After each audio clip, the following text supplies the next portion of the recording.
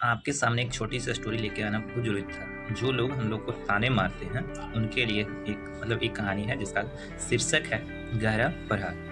एक शस्त्रशाला में बहुत से औजारों ने एक प्रतियोगिता में भाग लिया।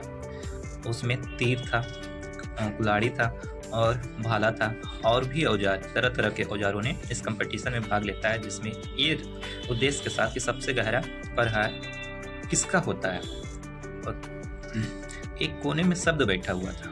शब्द जो हमारे शब्द होते हैं, हमारे जो वर्ड होते हैं, वह चुपचाप बैठकर हंस रहा था, क्योंकि वो जान रहा था कि सबसे गहरा प्रहार मेरा ही होता है। इसको एक उदाहरण से हम समझते हैं। एक बार एक जंगल में एक शेर और एक लकड़हारा का दोस्ती हो जाता है।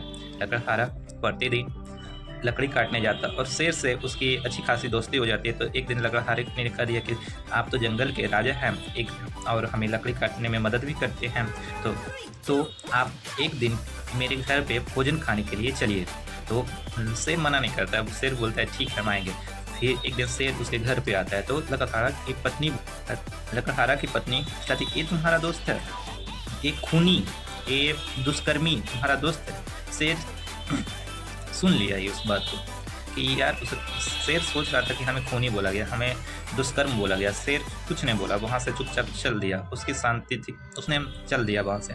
फिर अगले दिन लकड़हारा जंगल पहुँचता है। लकड़हारा जंगल में पहुँचता है, शेर से मिलता है।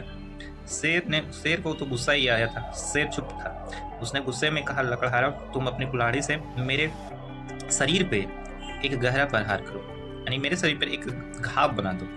तो उस लकड़हारा को डर था कि ऐसा नहीं करेंगे। तो लकड़हारा को शेर ने कहा कि यदि तुम ऐसा नहीं करोगे तो तुमको हम जान से मार देंगे। तो लकड़हारा अपनी कुल्हाड़ी उठाता है और शेर की पीठ पर एक गहरी प्रहार करता है। फिर वहाँ से शेर चला जाता है। फिर 6 महीना बाद लकड़हारा शेर से मिलता है और शेर कहता है कि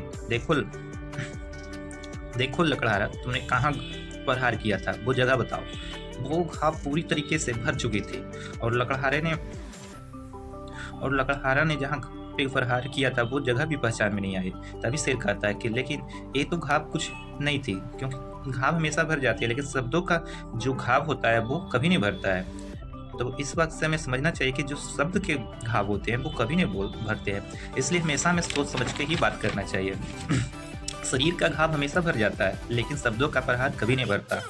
और हम जिससे भी बात करें, या तो गुस्से में बात करें या तो प्रेम में बात करें, हमेशा हमें सोच कर ही बात करना चाहिए। क्योंकि जब अगर कोई ये कहता है कि तू अपना देख ले, या ये कहता है कि तुम मेरा टाइम क्यों खोटा कर रहा है, या फिर ये कहता है कि तुम मेरा टाइम क्यों बर्बाद कर रहा है, तो वहाँ पे हमें सीखना चाहिए कि यार ये मेरा आज की स्थिति देख रही है या देख रहा है, जो भी हो, कि ये मेरा आज की स्थिति देख रहा है। कल क्या हम थे उसकी परवाह नहीं करेगा, कल हम क्या हो सकते हैं उसकी भी परवाह नहीं करेगा।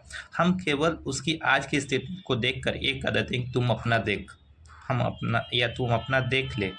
तो वहाँ पे हमें सोचना चाहिए कि वो व्यक्ति हमें सलाह दे रहा है या फिर वो सही बोल रहा होगा। हमें हमेशा सोच कर ही बात करना चाहिए, क्योंकि नकारात्मक विचार हमारे मन में ज़्यादा फैलती है, जबकि नकारात्मक और पॉजिटिविटी जो होता है हमारे माइंड में कम आता है। थैंक्स, यही कहानी थी आपके सामने।